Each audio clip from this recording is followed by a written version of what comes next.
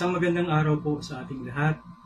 Sumainyo nawa ang biyaya at kapayapaan mula sa ating Panginoong Jesucristo. Sa oras pong ito ay nais kong ibahagi sa inyo ang salita ng Diyos. At ito po ay matatagpuan natin mula sa Book of John, chapter 17, verse 24. At ganito po ang kanyang sinasabi, Ama, yung mga ibinigay mo sa akin ay ibig ko, kung saan ako naroroon, sila naman ay dumuong kasama ko, upang makita nila ang kaluwalhatian ko na ibinigay mo sa akin, sapagkat ako iyong inibig bago natatag ang sanlibutan. Purihin po ang Panginoon sa pagkabasa ng kanyang salita. Tayo po ay sandaling manalangin. Aming Amang Diyos na nasa langit, salamat po sa pribilehyo na maghayag ng iyong salita sa araw na ito. Pangunahan mo po kami sa aming pag-aaral. Ikaw lamang po ang aming itataas. Ikaw lamang po ang aming pupurihin. Mangusap po kayo sa puso ng bawat nakikinig at nanonood sa kanilang mga tahanan. Tulungan mo po ako na maihag ng malinaw ang iyong mensahe. Pangunahan nawa po kami ng banal na Espiritu. Ito po ang aking samo at dalangin sa pangalan ng aming Panginoong Jesus. Amen. Ang pag-aaralan po natin sa araw na ito ay tungkol sa langit. Ito po yung lugar na binanggit ng Panginoong Jesus sa kanyang panalangin.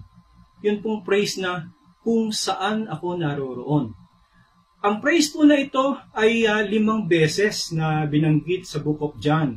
At ito po ay malinaw na tumutukoy sa langit kung saan naroroon ang tahanan ng ating Panginoon. Ngunit ang katotohanan po, hindi lahat ng tao ay naniniwala sa langit. May mga nabasa po akong mga sikat na Hollywood actors na talagang diretsuhang inamin nila na hindi sila naniniwala sa langit. Tanong ko po sa mga nanonood sa atin ngayon, mayroon po ba sa inyo na gustong mapunta sa impyerno? Marahil ang sagot niyo po ay hindi po, ano? At wala naman po talaga nais sa atin na mapunta sa lugar na ito. Ang impyerno po, ayon sa Matthew chapter 25, verse 46, ay lugar ng walang hanggang kaparusahan. Kaya wala pong magnanais sa atin na magpunta doon. So, ayon po sa Biblia, 3 po ang langit. Ang unang langit po ay lugar kung saan nakikita natin ang mga ibon na lumilipad. Nakikita natin yung mga ulap, no? Dito po nang gagaling yung ulan. At ang pangalawang langit po ay tinatawag na firmament o universe, consisted of sun, moon, and stars. At sa hapon pong ito, o sa araw na ito, ang ating pong pag-aaralan ay yung pangatlong langit. Ito po yung sinasabi ng Biblia na tahanan ng Diyos. At ayon po sa Revelation 21:18, ito ay bayan na gawa sa dalisay na ginto. Ano po? Revelation 21:18. Ang sabi po ay ganito, at ang malaking bahagi ng kuta niya ay jaspe, at ang bayan ay dalisay na ginto, na katulad ng malinis na bubog. So sa langit po ay hindi na tayo pagpapawisan katulad ng dinaranas natin ngayon dito na sobrang init ng panahon. Sapagkat sa Revelation 21:23 po, ang sabi doon, at ang bayan ay hindi nangangailangan ng araw o ng buwan man upang lumiwanag sa kanya, sapagkat naliliwanagan ng kaluwalhatian ng Diyos at ang ilaw doon ay ang kordero.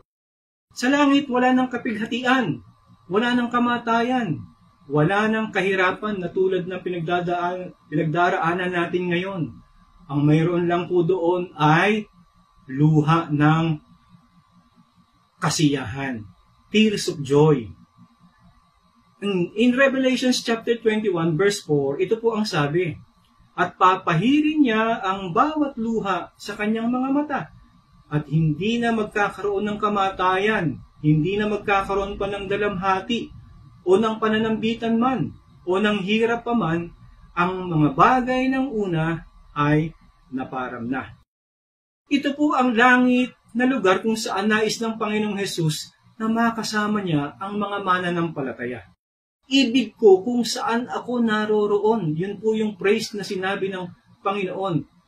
Sila naman ay dumuong kasama ko. Yun po yung dakilang pagnanasa o hangarin ng ating Panginoon.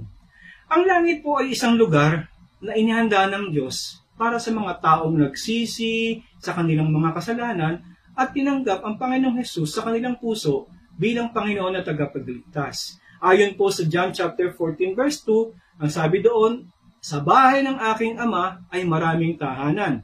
Kung di gayon ay sinasabi ko, sana sa inyo, sapagkat ako'y paroroon upang ipaghanda ko kayo ng dakong kalalagyan. Ano po, malinaw na sinabi po, upang ipaghahanda o ipaghanda ko kayo ng dakong kalalagyan. Ang sabi po sa verse 3, at kung ako'y pumaroon at kayo'y maipaghanda ng kalalagyan, ay muling paparito ako at kayo'y tatanggapin ko sa aking sarili upang saan ako naroroon, kayo naman ay dumuon. So malinaw po na ang langit ay lugar na hinanda ng Panginoon para sa kanyang mga mananampalataya. Lahat ng tao na tumanggap sa kanya at naligtas. Ang langit po ay walang hanggang tahanan ng mga mananampalataya. Eternal home po ng mga mananampalataya. In Philippians chapter 3 verse 20, ang sabi po ay ganito, sapagkat ang ating pagkamamamayan ay sa langit. Mula doon ay hinintay naman natin ang tagapagligtas, ang Panginoong Jesucristo. So permanenteng tirahan po ito ng mga mananampalataya, sapagkat ipinamana po ito ng Diyos sa kanila. Yan po ang sinasabi sa Romans chapter 8 verse 17. At kung mga anak ay mga tagapagmana nga, mga tagapagmana sa Diyos at mga kasamang tagapagmana ni Kristo, kung gayon nga, makipagtiis tayo sa Kanya upang tayo'y lumuwalhati namang kasama Niya.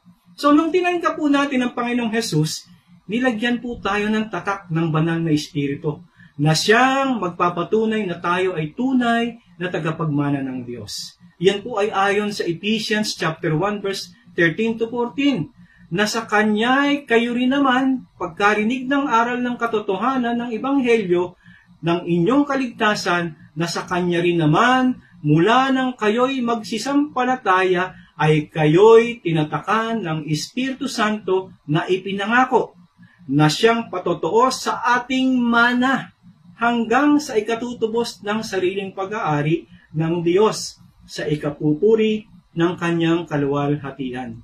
Kaya hindi po pwedeng mag-gatecrash ang sinuman sa langit. Ano ho?